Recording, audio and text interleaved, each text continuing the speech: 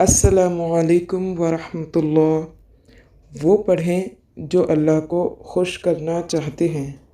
نبی اکرم صلی اللہ علیہ وسلم نے فرمایا، تمہارا رب اپنے بندے کی اس بات سے خوش ہوتا ہے جب وہ یہ کہتا ہے کہ رب اغفر لی ذنوبی انہ لا یغفر الذنوب غیرک۔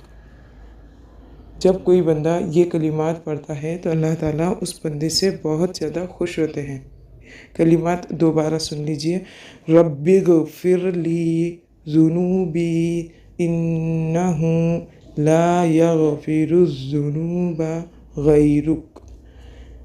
اے اللہ میرے گناہ بخش دے کیونکہ تیرے سوا کوئی اور ذات نہیں ہے جو گناہوں کو معاف کر سکے۔ اللہ تعالیٰ سے دعا ہے کہ اللہ تعالیٰ ہم تمام کے صغیرہ کبیرہ تمام گناہوں کو معاف فرمائے، آمین۔